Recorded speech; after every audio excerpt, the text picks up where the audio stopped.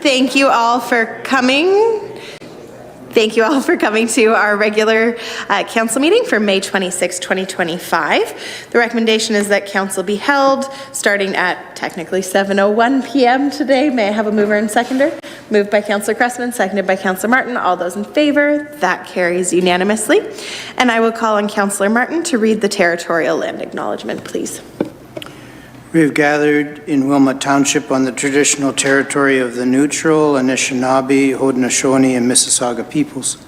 We also want to acknowledge the importance of the Dish with One Spoon Covenant, a peace agreement made between Indigenous nations before the Europeans arrived.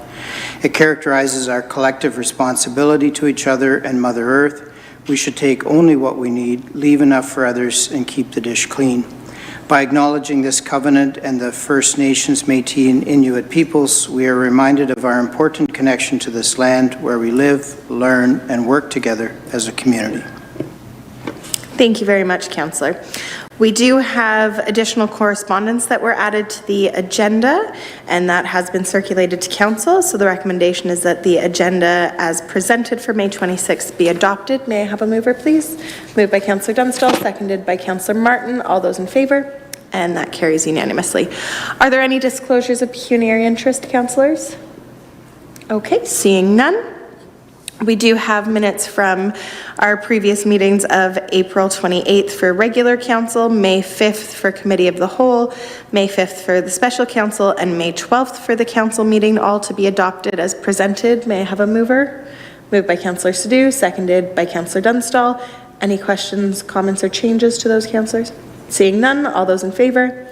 And that also carries unanimously. We do have a presentation this evening, but I believe that the presenter is still on their way. But we do also have one general interest delegation who is registered to address council this evening, and the speaker will have 7 minutes.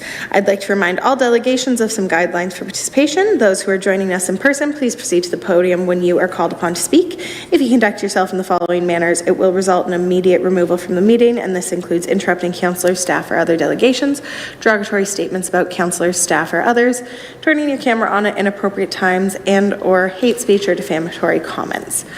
One last reminder for delegations to please not take offense if following your presentation there are no questions from council, as this is council's time to really listen and reflect upon the opinions and ideas shared with us from our community members.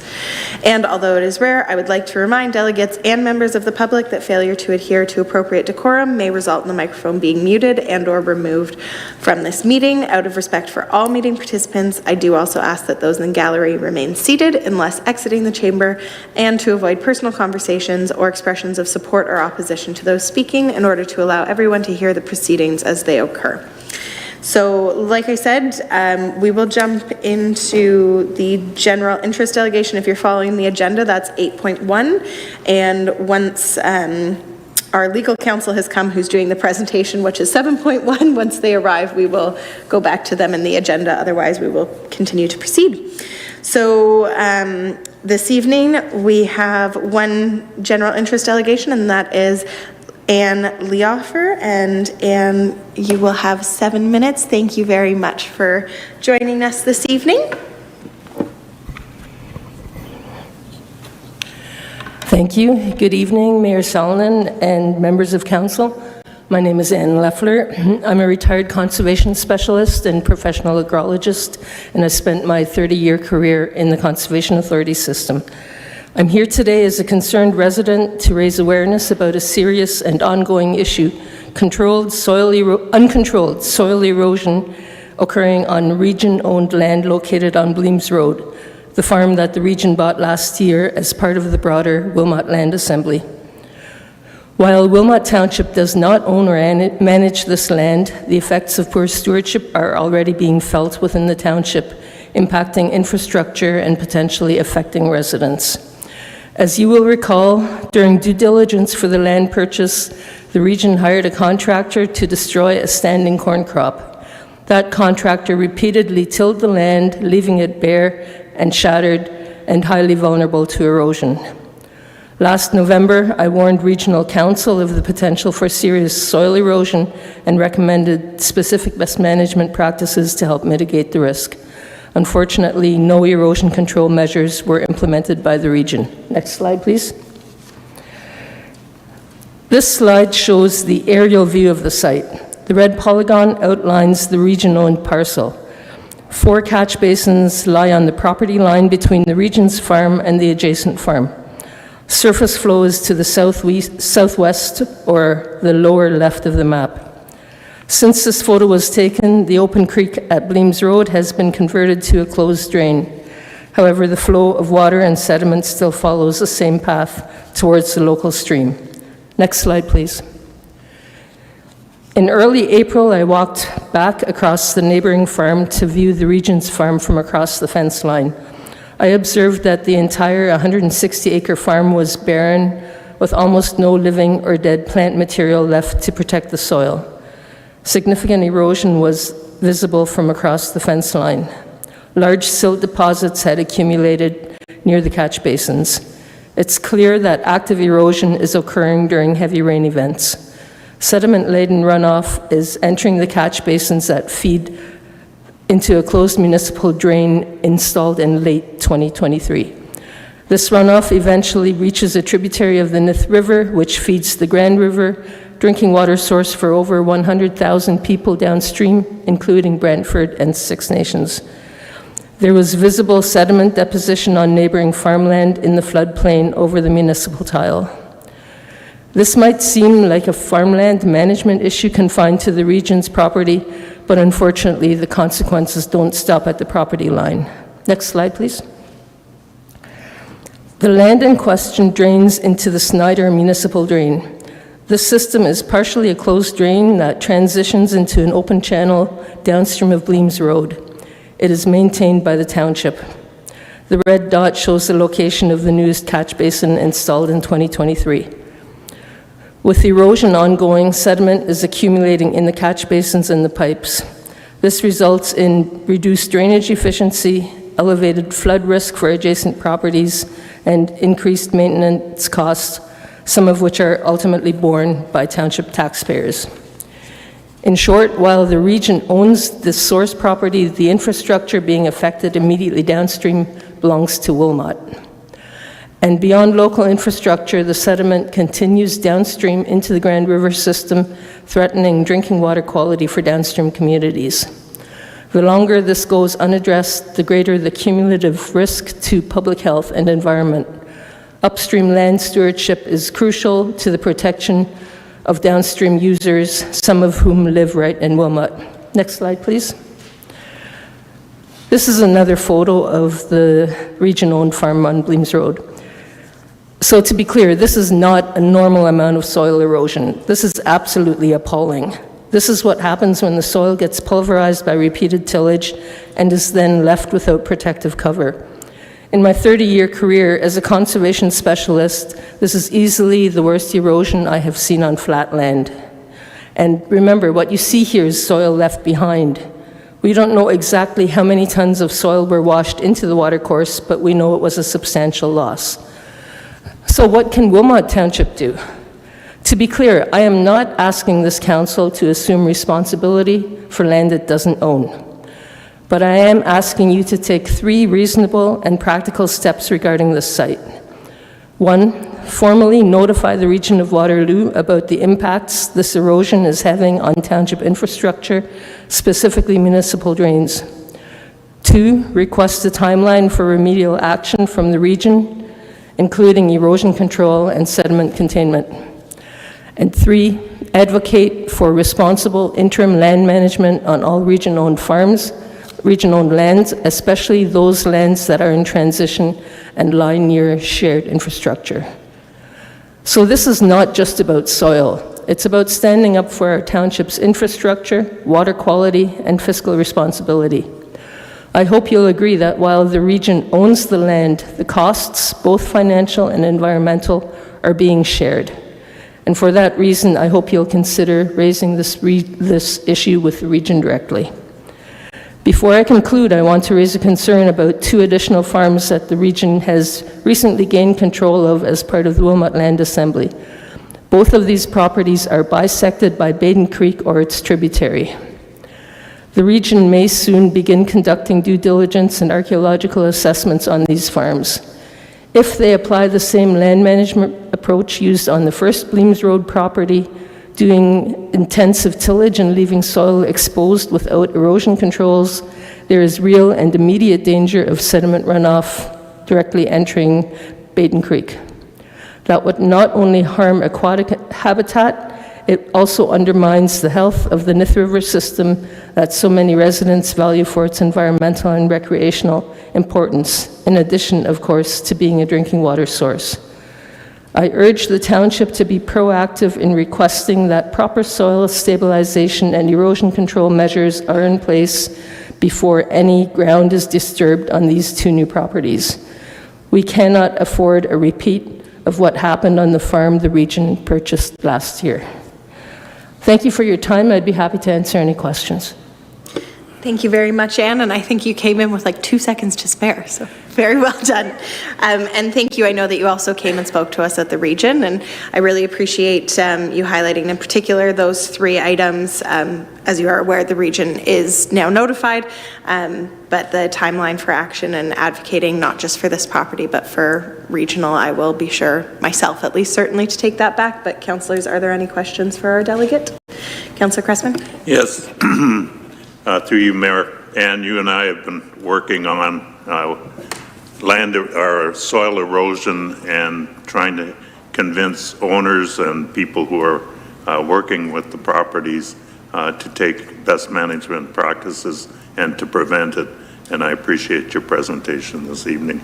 And I was appalled when I saw some of these photos as well. Any other questions or comments, councillors? Councillor Wilkinson? Through the chair, not a question for the delegate, but thank you. More so, may I ask a question of our directors on this topic? Yes, I will just preface that we are not the ones who manage. I agree, we are not facility, we are not the ones who manage it. I will let you ask your question. Yes. Thank you.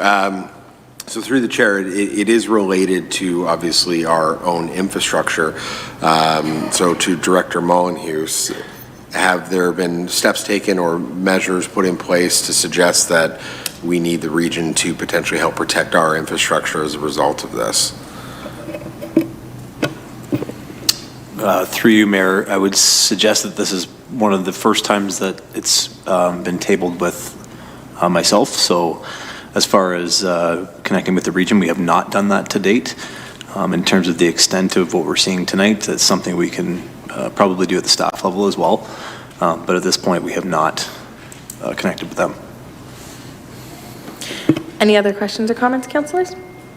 Okay, seeing none, thank you again very much for joining us. Thank you for your time. So now, councillors, we will jump back to item 7.1, and so this is our presentation for this evening. This is just for context for everyone. I requested that our local solicitor, Stephen O'Melia from Miller Thompson, come present to council on strong mayor's powers, as the province has granted them to the Township of Wilmot among over 100 other municipalities in the province. And so really what I wanted this to be was informational, so that myself included, we can all understand what exactly that legislation entails. And at this point, I mean, I will let Stephen speak, obviously, but I see it as a set of potential tools, but I think it's really important for council as well as the general public to better understand them, as this will change the potential, not just for myself as mayor, but for those in the future who choose to run for council positions. So this is really informational, and to that point, councillors, I would just remind you to, if you have questions, please keep them to technical questions about the legislation. We're not getting into opinions. As stated, the province has already made this decision. So with that, I will turn it over to Stephen O'Melia, our solicitor, to provide his presentation. Yes, thank you very much, Mayor Sallin and the members of council. I've been more used to appearing through Zoom at these meetings. It's kind of nice to do the drive. It's a very nice drive on a night like tonight. Although I got caught in the Snyder's Road shutdown, I didn't realize I had about 6 or 7 minutes to the drive. Anyway, I have a PowerPoint presentation that I'm going to run through, and I brought paper copies so that you can take them away, so in case there's anything that kind of we go through too quickly, and certainly happy to try to answer any questions at the end of the presentation. So if I could have the next slide, please.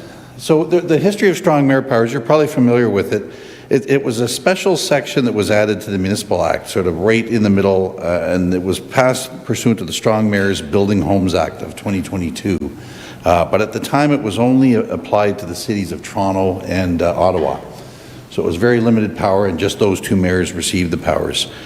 In 2023, it was extended to 27 other larger municipalities. And then that number was later increased to 46, and now this is the largest expansion. This latest expansion is 169 more municipalities, bringing the total to 215 as of May the 1st of 2025. And this applies just to single tier and lower tier municipalities. It does not apply to counties or regions. So it's only the level that you're at that get it, or the larger single tier municipalities. Next slide, please. So the stated reason for the power was that the province wanted to promote prescribed provincial priorities, which were set out in the regulation, and the original ones that were established in 2022 have not changed, and there's just two of them: to support and encourage the approval of new housing, and to support the construction and maintenance of infrastructure to support housing. And the exercise of strong mayor powers isn't solely limited to those priorities, but many of the powers are strictly limited to the pursuit of those two provincial priorities. More priorities could be added at a later date, but at least since the enactment, that has been the focus. Next slide, please. Thank you. So there are three broad categories that I've summarized there. The first one is organizational powers. And so that's the power to appoint or dismiss the CIO and heads of organizational units, although there's a long list of exempt positions that we'll get to on the next slide. The mayor has the ability or the discretion to determine the organizational structure of the municipality and to establish or dissolve council committees and to appoint chairs and vice chairs of those committees. And when we get to the slide dealing in more detail with organizational powers, there's also an ability to direct staff to provide advice and to undertake research in pursuit of the provincial priorities only. The second broad category is legislative powers. And that's, the mayor has the ability to require council to consider a matter at a council meeting. That would be done with advance notice. It would be on the agenda, and it would be simply the ability to put matters directly on the agenda. The mayor also has the ability to require council to vote on a bylaw at a council meeting. So again, just more taking the ability to take a greater initiative if that's the choice. It's an optional power.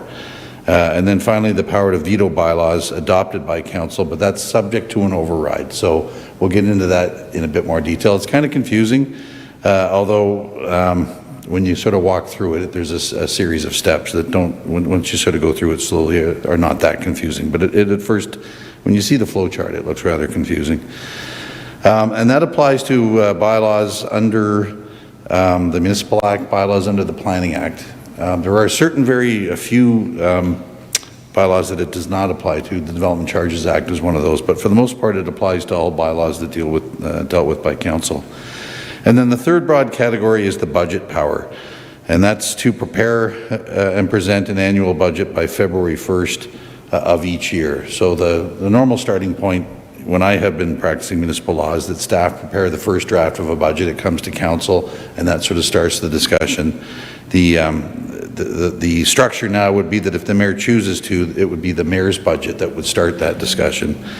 And then council would then have the ability to propose amendments to that budget. And then the mayor has the power to veto those amendments. And again, we get into that veto discussion. It requires a 2/3 vote of council to overturn a veto. And then the mayor finally has the ability to present in-year budget amendments if a supplementary levy is required. So next, thank you. So one key thing is the power must be exercised in writing and done in accordance with the regulations. So by the next business day after the exercise of this power, there needs to be a written document setting out which power was exercised, and that needs to be provided to each member of council. and the clerk. And then the record must also be made available to the public, subject to MFIPA. You wouldn't put private or personal information up there, but subject to that caveat, it needs to also go on to the public. And Ms. Boz provided me with the website link that the township is using to do that. So that would be the site that members of the public could go and they could track through the various exercises of the power.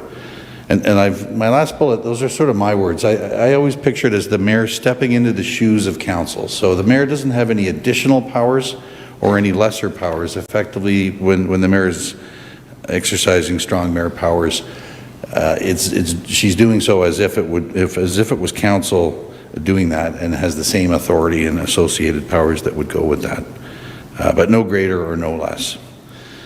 Next slide, please. So organizational powers in a bit more detail.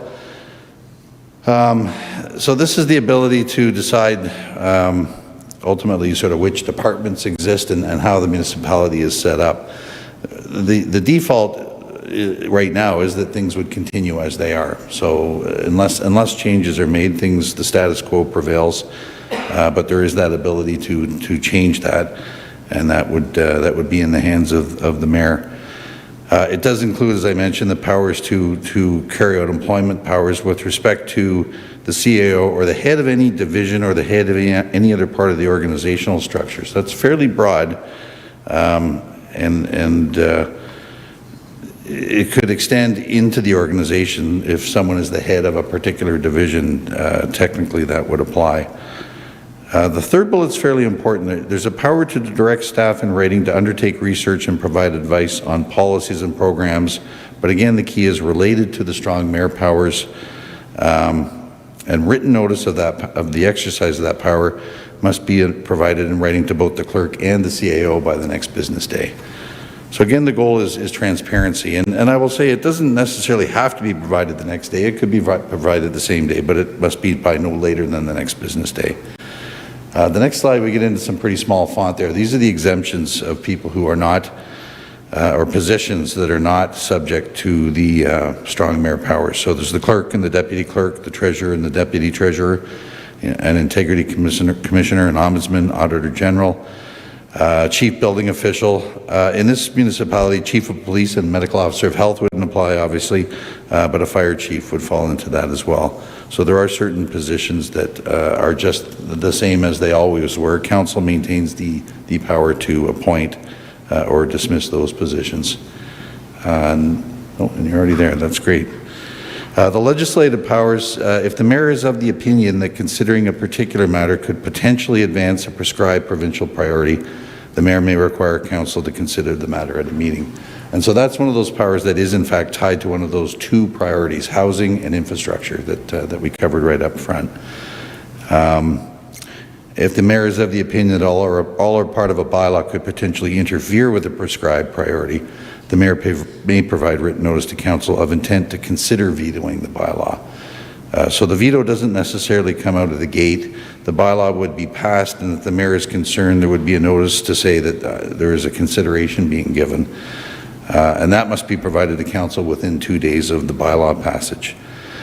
Now, those opinions, both the first bullet point and the second bullet point, are in the sole discretion of the mayor, and there is a fair liability protection that also applies to municipalities general for the exercise of that authority. But the one key provision is that it must be that opinion must be formed in good faith. Next slide for the veto provisions. So within 14 days, so the notice must be provided within 2 days, the notice of intent to consider, and then within 14 days of the bylaw, no later than 14 days, the mayor must determine whether or not the veto will in fact be exercised. And so if the bylaw ultimately is not vetoed, it comes into effect on the earlier of 14 days after the day of bylaw passage, or the day of written approval by the mayor. So it's in theory possible for the mayor within 2 days to say, I'm considering vetoing this bylaw, but then after consideration to make the determination, I won't veto it after all, and a written approval can be issued at any time, and that would stop the clock from ticking, and the bylaw would come into effect on that date. Now, the recommended practice, and I understand from speaking with Ms. Boz that this is already being pursued by her, is to have the mayor issue written approval of bylaws on the date of passage if there is no concept of considering a veto.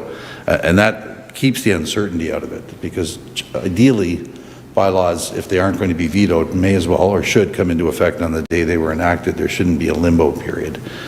And so that's best practice. That if there's no intention of a veto, the mayor can immediately approve it, and then the 2 days and the 14 days become a moot point.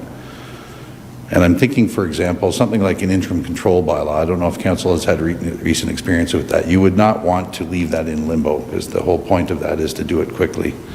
And so again, either you approve it immediately or you exercise the veto fairly quickly, and either way you're getting certainty. So the next slide deals with these time frames. So when the veto is exercised within 2 days, then by no later than the next business day, the veto document should be provided to each member of council, and again made available to the public on that public website. And then within 21 days of notice, council may override the mayor's veto by a 2/3 vote. So in this council's case, it's a nice easy math. 4 of 6 members is sufficient to override a veto. The mayor does get to vote on the override vote, so the mayor would be one of those 6 votes. And the way I read the legislation, it would have to be 4 members. Even if there were only 5 members present, you would still need that number of 4. It doesn't say 2/3 of the members present and voting, it says 2/3 of the members. So, so numerically, you would need the full 4. It has gotten more confusing when there are councils of 7 or 9. It can get rather tricky. If council does override the veto, the bylaw is deemed to be passed on the day of the override vote. So there's no further requirement for the mayor to approve the overridden bylaw. The override ends the matters. So the next page is the flow chart, and I won't take credit for preparing this, but I have reviewed it, and I think it is, I think it accurately sort of sets out the steps required. It was originally, I believe, appeared on a public presentation in Clarington, but Clarington also had borrowed it from somewhere else. So I wasn't able to attribute the original author, but I have vetted it, and it kind of gives you the flow chart as to how things are done.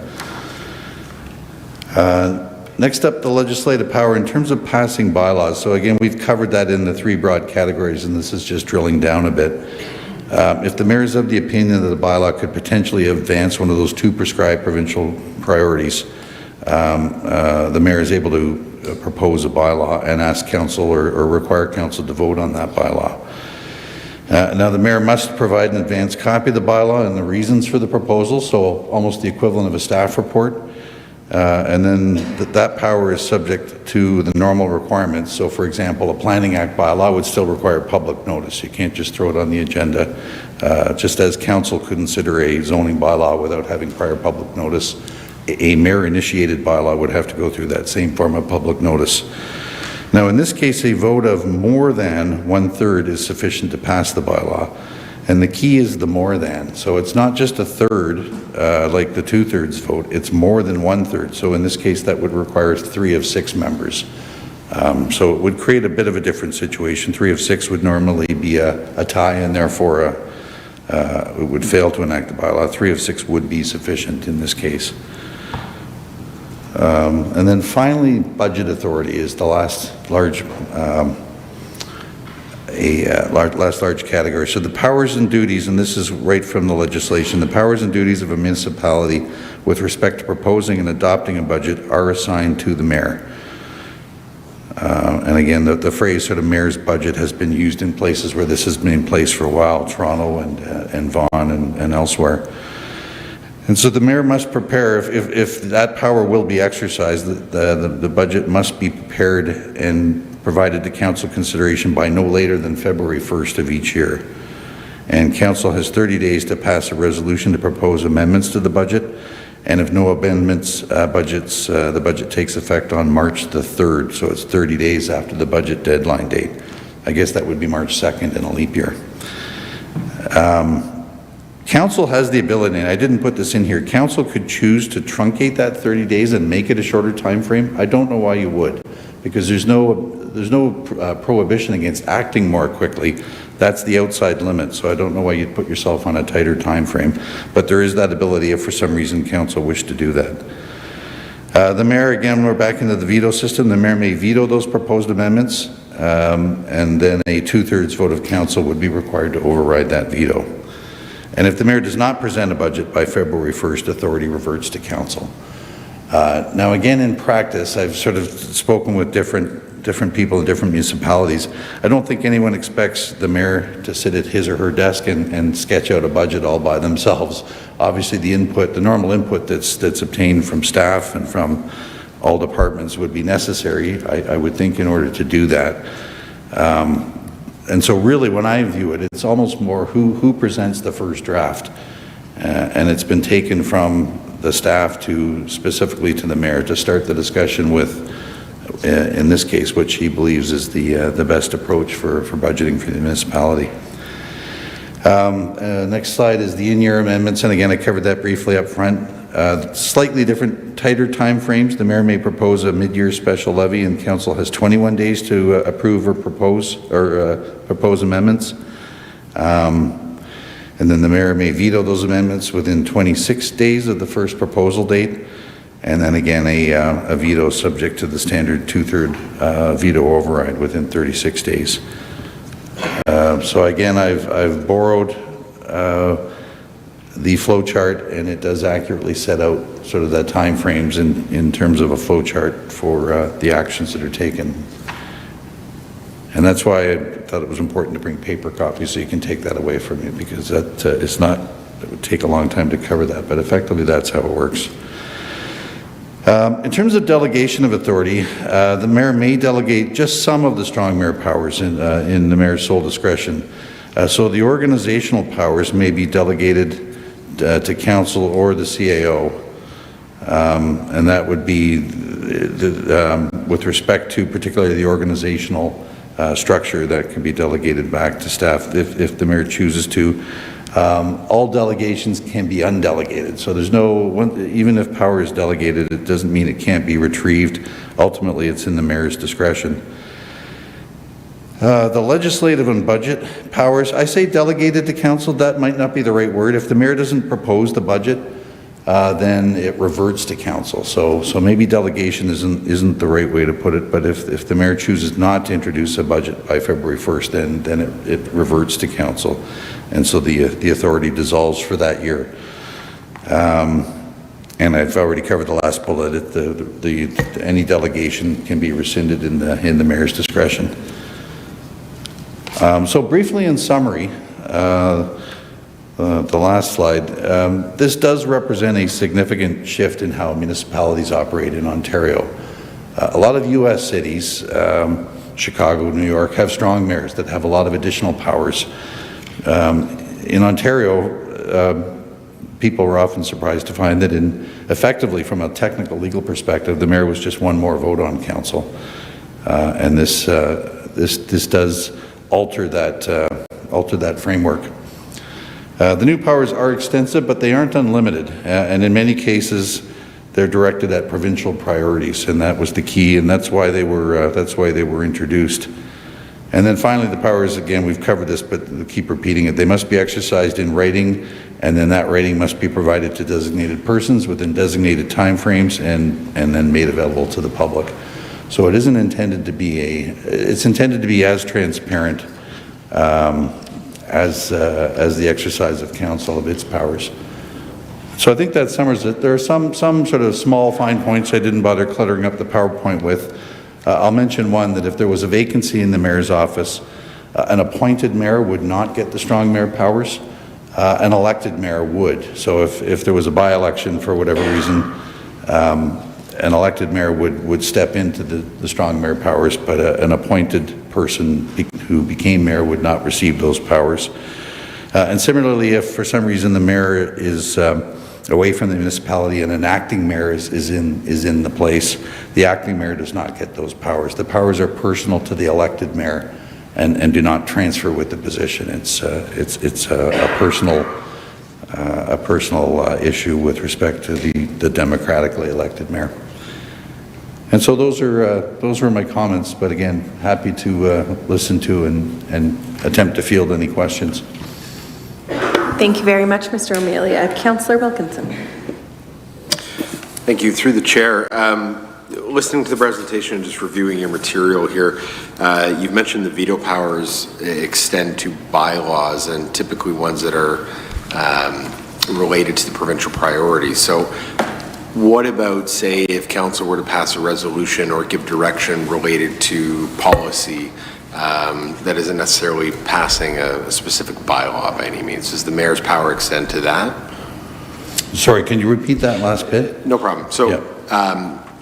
you've mentioned that it relates specifically to bylaws. I guess my question is, if council were to pass a resolution or a motion or make a decision related to policy that doesn't necessarily translate directly into a bylaw, does the mayor's power extend to that realm as well? It does, yeah. There's a section of the Municipal Act that deems resolutions to be bylaws, and normally there's a confirmatory bylaw that wraps everything up in a bylaw. So yeah, the distinction between a resolution and a bylaw is not a distinction. It would apply to both. Yeah. Councillor Dunstall. Thank you, through you, Mayor. Thank you, Stephen, for that presentation. That answered some of my questions, but I did want to ask you, it's specifically for the provincial priorities, which would be housing and related infrastructure. Those are the two elements that must be involved for the mayor to have strong powers on any particular item. They have to be related somehow to those two priorities. Yeah, unfortunately, it's not quite as simple as that. Some of the powers do have to directly apply to those powers, but not all of them. So, for example, let's say the organizational structure issue, you don't necessarily have to say we're changing our organizational structure because that will bring more housing. That's just a power standing unto itself. But the veto power, so the power to veto a bylaw, that must be tied to an opinion that the bylaw would frustrate one of those provincial priorities. So it depends on the specific power that you're speaking about. Councillor Cressman.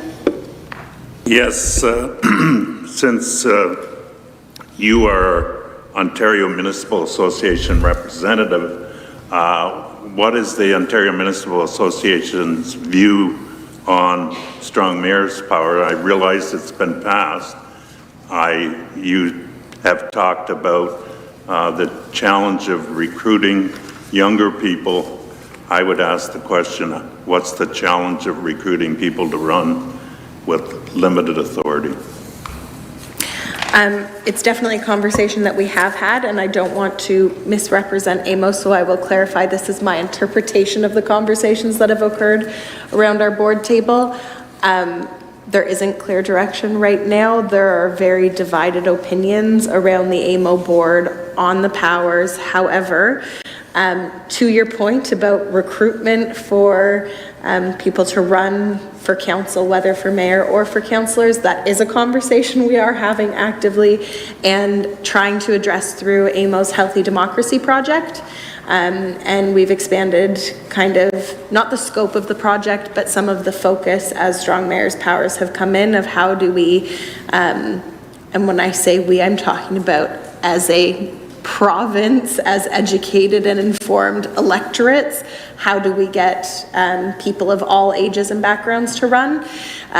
Staff have been working on how to focus that and really highlight the strong mayors. A big component they're doing with that is trying to do educational components to the electorate.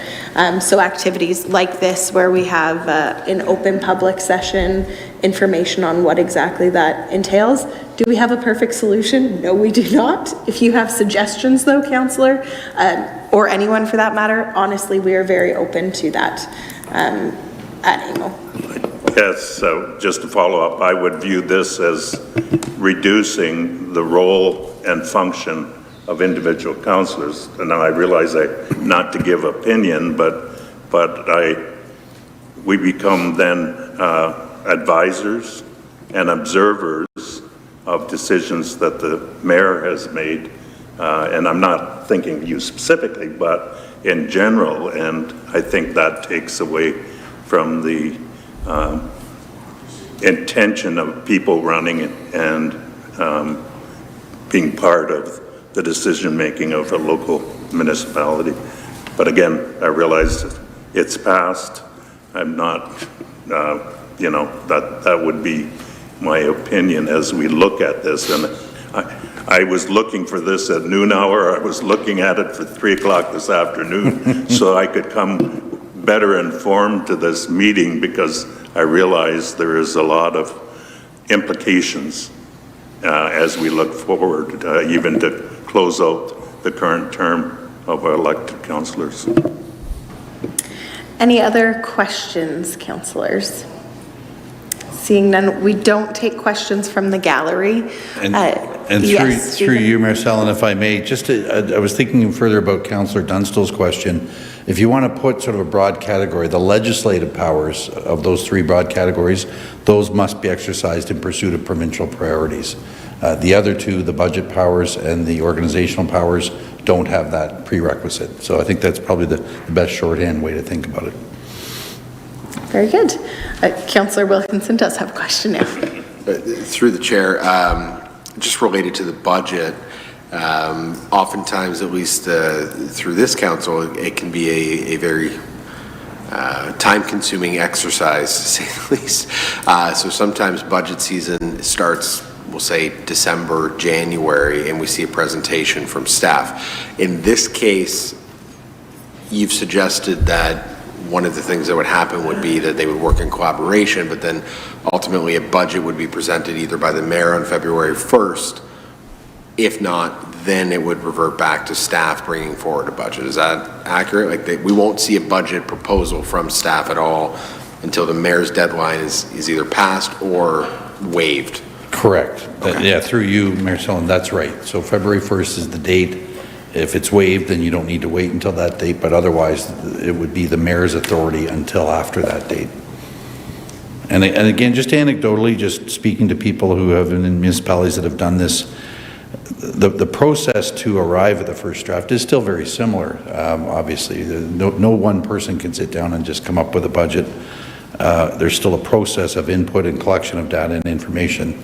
But the intention of this legislation is that the mayor would then, if that power is being exercised, would take that information and put the first draft on the board. And just to supplement to that, both for council and the general public, currently am in discussions with staff of how our process is going to go forward for the new budget. We haven't fully come to that, but at this time, we are still looking at in the fall at some point is when the budget will be tabled. And then I guess my question on that is tabling the budget. It's once it's tabled, there's the 30 days unless council decides to make it shorter, correct? It's not the March 2nd date, like that date is only exists if it's tabled on February 1st? I'm 99% sure, but let me check. I've got the sections from the Act here.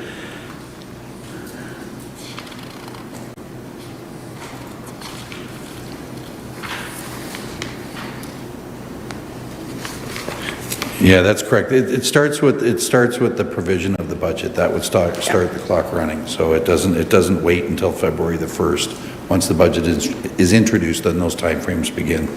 So council would have 30 days from the date of the introduction of the budget to propose amendments, approve it or propose amendments, and that would flow through. Thank you. And yes, once staff and I sort out how we are proceeding with the budget process, we will be notifying the public as well as council as to how it will proceed. Yes, Councillor Martin. Through you, Mayor Salonen. So this just brought up a question for me on that topic. And I haven't totally thought it through yet. So we could work on the budget in the fall as you're proposing, Mayor Salonen, and even finalize our budget, but then based on these powers, is it fair to say that, I'm not sure if you would want to, but that you, Mayor Salonen, could then veto the budget later because you have until February 1st? Is that what this means? Sorry, and just to make sure I was making sure I was looking at the right dates. So The question would be, I think the issue is that would be the mayor wouldn't veto the budget. In that case, the mayor would veto amendments to the budget. Did I understand the question correctly?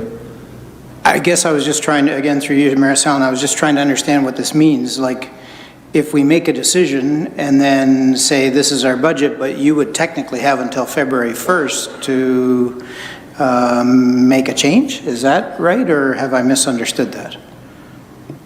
No, okay, so the time frame works like this. The mayor can propose a budget at any time, really, at any time that makes sense, but by no later than February 1st of each year. And so once that budget is introduced, and I have found the section that's in the regulation, that there is then a notification process to council, but then within 30 days of that date, council must either approve it or propose amendments. And then those amendments go back to the mayor, and the mayor can either accept the amendments or she can veto those amendments, in which case it goes back to council to consider whether it wishes to override that veto. And that's when you get into the 2/3 of council votes. So 4 votes required to veto to override the veto, excuse me. I will just add one more supplement, though. And there is the part that does give the mayor the ability to add in, like, midway through the budget, a special levy, should they choose. So I guess just to your point, no, the mayor doesn't have the ability to change the budget once it's approved, but they do still have abilities to, in essence, change the tax levy through the other pieces of legislation. So just so that everybody understands what is fully detailed in that authority. Yes, Councillor Wilkinson. Actually, through the chair, are we done discussing the budget-related items? If not, I have an unrelated question on another piece. Yeah, if it's about strong mayor's powers, yeah, it's free game. So through the mayor, a question just occurred to me that you had mentioned regarding the veto power, that it needs to essentially be a very strong veto requiring 4 votes, not necessarily representative of what quorum would look like at the time. So my question would be, what about in the case of, say, a pecuniary interest where someone has to recuse themselves? Would that have any effect at all on, in that case, the quorum, because it essentially is eliminating one individual? That is an excellent question. I would think you would have to. I'll say the legislation does not provide for that. It simply says a 2/3 vote. I think you would have to adjust that downwards to reflect the fact that there are only 5 available votes. So it would be 2/3 of that. Now that would still be 4 votes numerically because it has to be at least 2/3. So, but if you got down to 4, you would need 3 votes. No, so I think by operation of law, you would have to be able to adjust that. And I will say similarly, if I could through you, Mayor Sallin, and another footnote, the Municipal Conflict of Interest Act still applies even if the mayor is exercising these powers outside of a meeting scenario. So if there was a pecuniary interest with respect to a zoning bylaw that applied to a specific property, that would lead to an inability to use those powers in that particular instance. You'd still have to declare the conflict even though you're not in a meeting. And generally speaking, people aren't used to declaring conflicts under the MCIA when they're not in a meeting, but that would still apply. Councillor Cressman? Yes, this is just a process question through you, Mayor. Will we have the opportunity after we read this and digest it, and if we have further questions, to maybe have you online or whatever to get further information? Because like I said, studying for a test and having the test at the same time and answering questions that are requiring it is pretty tough, especially with advanced age. So I think the mayor has had the opportunity to see this, has had discussions at Ontario Municipal Association, and so I think it would behoove us as a council to be able to think through some of these, get further questions and clarity so that we move forward with clarity on this. So. Yeah, I think I'd be in staff's hands, the clerk and the CAO on that matter, but yeah, that makes absolute sense. And certainly if there are any supplementary questions, I could answer them in writing or I could reattend, whichever makes sense. And I'm happy to add further supplement. Clerk Boss is also becoming our in-house expert specialist, so she'd be a great first place if council or the general public has questions about it, and we most certainly can reach out to Mr. O'Melia anytime that that's appropriate for any of us to get this information. Through the clerk, yeah, exactly. Yeah. It would need to be, yeah. And I'll say, this will sound like I'm trying to butter her up, but I was impressed that she was already ahead in terms of having this process in place to avoid a delay, an unnecessary delay. If there's no intent to veto a bylaw, there's no point waiting 14 days to find out that there was not a veto. You may as well get that done right away, and that's definitely a best practice. And there are other best practices out there that I know the clerks across the province are sharing with each other. Any other questions at this time, councillors? Okay, seeing none. And I will just note, I know some people in the gallery wanted to ask questions. Again, our procedural bylaw, we do not take questions from the gallery. However, please do feel free to reach out to council and we are happy to work on getting you an answer on that. But we just don't take them from the gallery during meetings. So thank you very much, Mr. O'Melia, for coming in. Thank you all. I'll do my route around Nafziger Road and go back. Yes. Take care. Thank you very much. You can actually go straight up. Oh, yeah? Straight up and down to the old Master Beach. Okay. We're going to go right up there. Okay. Google Maps wasn't showing me that one. Go past EJ's. Okay. So you can't go anymore. I appreciate it. Thanks very much. Very good. Thank you again. On to correspondence, councillors. We did have those circulated. Did anybody want to pull anything? Okay, seeing none. We do have multiple consent agenda items. Did any member of council want to remove an item? Please indicate so now. Councillor Cressman? Yes, I believe, I don't have the number in front of the one on the planning, I think. 10.5. 10.5, I think both Councillor Wilkinson and I would like to, I'll let him answer his question, ask his question first. That's for the official plan? Yes. Yes, okay, we'll go to Councillor Wilkinson first. Through the chair, I appreciate Councillor Cressman allowing me to ask first. So through the chair, to acting CAO and Director of Planning, the need for an official plan. I mean, we're coming into a situation here where the region did have an official plan that governed our area. So I'm curious, really truthfully, why we need this.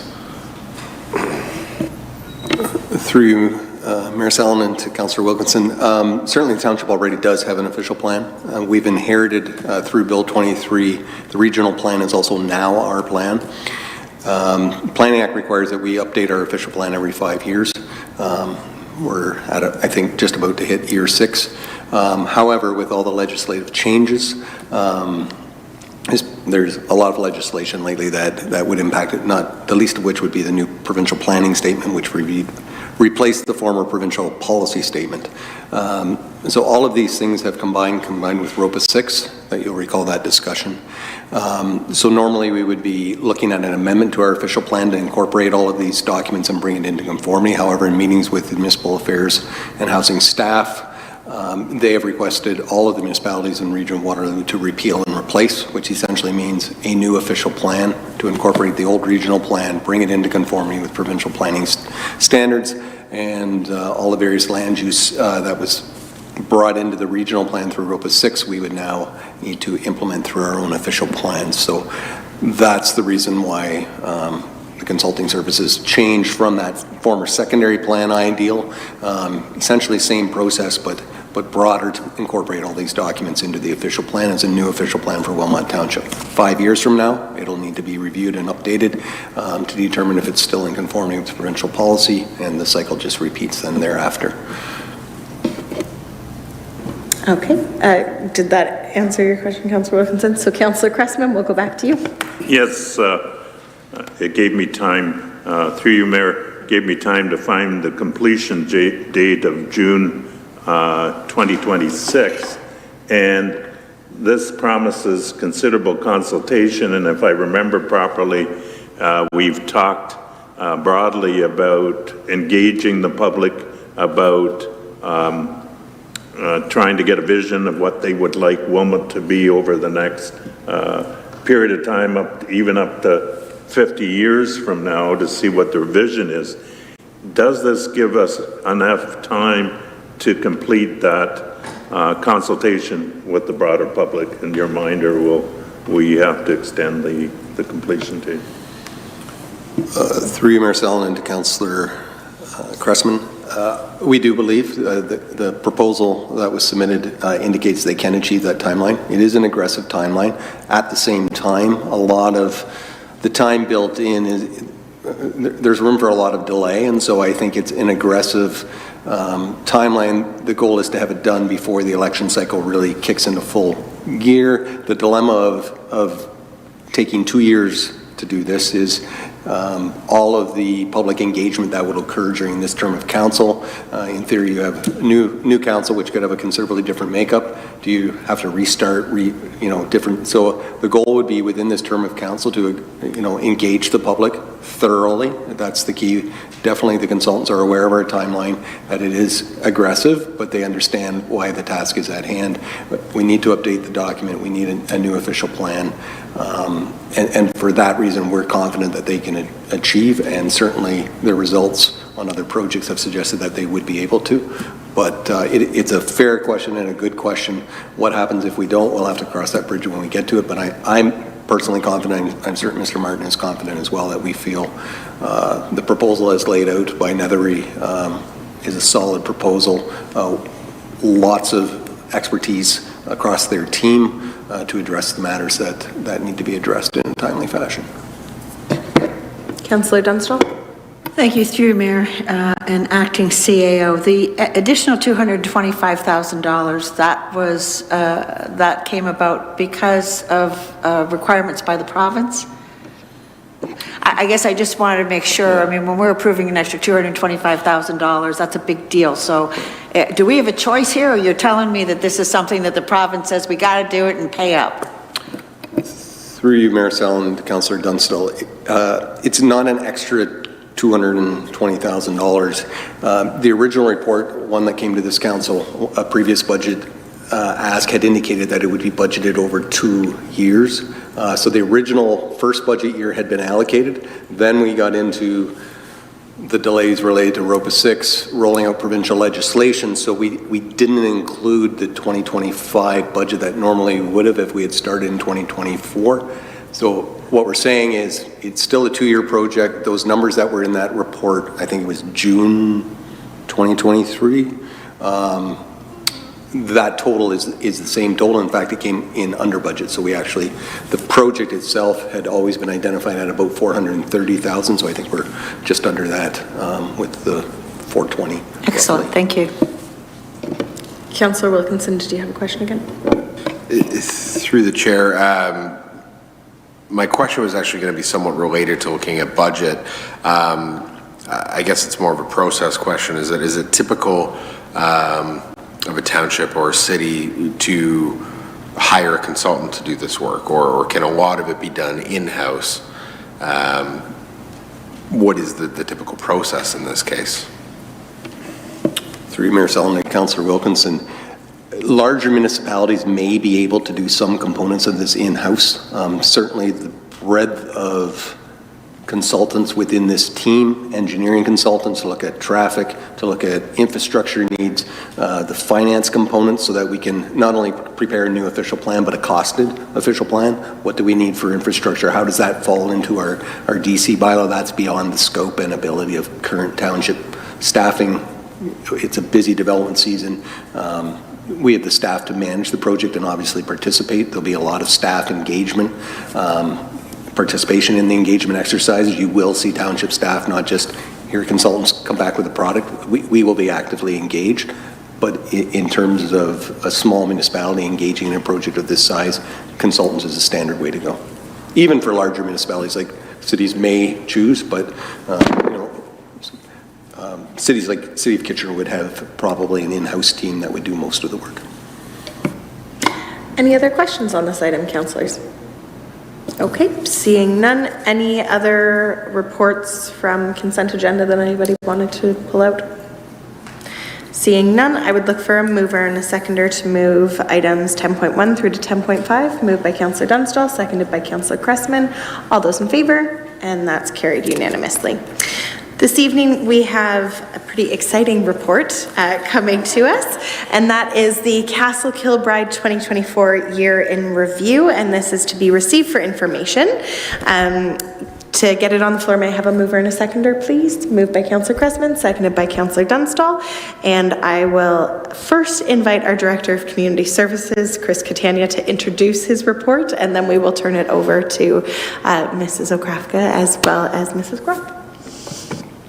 Thank you, Mayor Sallin. Pleased to be here this evening to follow up on our Community of the Whole report that we have with the Castle Kilbride 2024 Year in Review. Obviously, we have Manny Okrafka, the Manager of Community Service, to present, as well as Sherry Gropp, Castle Kilbride Curator, and happy to let them lead you through the presentation.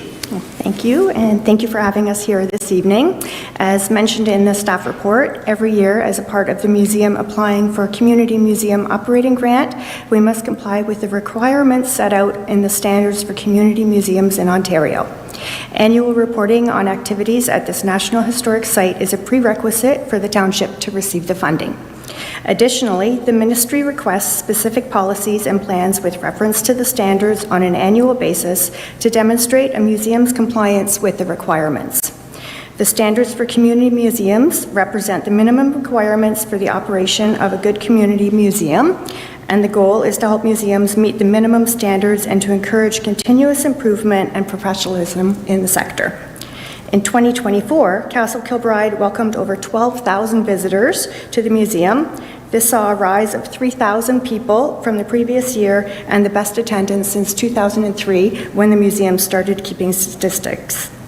Our museum curator, Sherry, is here with us this evening and is happy to highlight some of the factors that contributed to that success. Thank you very much. 2024 was a year to remember. For partnerships to patrons, it was a wonderful year filled with new opportunities and time-honored traditions. For our 2024 events, we expanded upon our classic events. We increased the spine-tingling ghost tours from 10 nights to 22 nights, and our hauntingly familiar partnership with Ghost Walks of Niagara region has been going on since 2019. Music and melodies made the front lawn the place to be every Thursday night in July and August. The talents of 10 local bands were showcased with no rain cancellations. Our popular tea and tours were regally transformed into the Queen of Tarts, featuring treats from Baden Coffee. The local vocals of New Hamburg were the glowing new entertainment for the Castle by Candlelight evening tours, and visions of gingerbread and cranberry scones made sugar plum tea extra sweet. Some new ventures included the Peter Pan Pet Parade, which was kindly sponsored by TLC Pet Foods, Whimsical Weekends, Cinderella's Halloween Ball, Storytime with Father Christmas, and Christmas with Elsa. Staff like to test new initiatives at least twice to ensure that an event is a success. So these events will be offered again this year. Slide. Our main exhibit was called Fabled. It was co-curated by the Stratford Festival Archives. This fun exhibit paired childhood books of Laura Louise Livingston with costumes from the past productions at Stratford Festival, such as Alice Through the Looking Glass, Peter Pan, The Lion, Witch, and the Wardrobe, and Romeo and Juliet. It quickly became a staff and fan favorite. The museum also hosted the Central Ontario Art Association Juried Art Show that featured over 65 pieces in the Belvedere Gallery and the lower level admin complex. This was the museum's first time partnering with a large art organization, and it will not be our last. We are thrilled that the COAA will return in July. And as we speak, we are currently hosting a student art show showcasing the talents of Waterloo Oxford Secondary School, which runs until June 20th. It is hard to believe that the castle opened as a museum over 30 years ago. So much has happened through those years, and it was nice to revisit those accomplishments. For staff, our favorite time of year is decking the halls for Christmas at the Castle. New and returning patrons marvel at the glamour of a traditional Victorian Christmas, and the holidays wouldn't be complete now without Herner's Victorian Village, which started out as a one-year display and has turned into a beloved tradition for museum goers during the holiday season. We kindly thank the Herner family once again for sharing their prized village with museum patrons. Donations. We never know which treasures are going to walk through the doors, and 2024 saw many kind donors gifting back artifacts. Several exquisite original Livingston pieces were returned, including Laura Louise's wicker stroller, a brass water whistle, a smoking set, a silverware set, a Moorish side tables, and a gorgeous marble statue. And we believe that those last two pieces were purchased by Laura and her daughter Laura Louise living during their world trip of 1936, and it will be featured in our main exhibit next year. Looking ahead to 2025, this year our main exhibit is called Handcrafted Histories from A to Z. It features local artisans and artists such as quilters, painters, and craft people. To pair with the exhibit, we're offering whimsical weekends featuring demonstrators and specific crafts. And during our concert series, several vendors will be selling their works on the front lawn. In closing, I would like to thank the dedicated museum team, from Chris to Manny, Taylor, Amanda, Brianna, Elizabeth, Yelena, and our students Lily and Allison. I really appreciate your hard work. And thank you, Council, for your time this evening and for your support all year round. Thank you very much. Are there any questions, councillors? Councillor Dunstall. Thank you through you, Mayor. Thank you. That was very good, Sherry and Manny. You mentioned that the Peter Pan Pet Parade was sponsored by Pet Value, is that correct? TLC. Oh, sorry. Yeah. Oh, gosh. Thank you, TLC. Let me say that again. Sponsored by TLC. Yeah. Okay. Is that something that we do for some of the other events, get sponsors? That was a new venture for us, and we are certainly open to those possibilities. I can see it happening for our other major events that we do. It's just something we hadn't pursued before. Okay, perfect. Thank you. And anecdotally, Councillor Dunstall, the Peter Pan Pet Parade, I would recommend going. My dogs had a great time, and their goodie bags were fantastic. They were.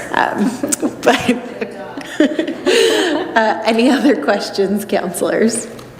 Okay. Oh, Councillor Martin. Hi, through you, Mayor Sallin, and I know this isn't a question, it's just to thank you for your work. I think the museum is a wonderful attribute to our township. Thank you. I don't see any other questions, so thank you again very much for joining us and giving us an update on the past year at the museum. So councillors, again, this was to be received for information. We already had it moved and seconded, so I'll call the vote. All those in favor? And that carries unanimously.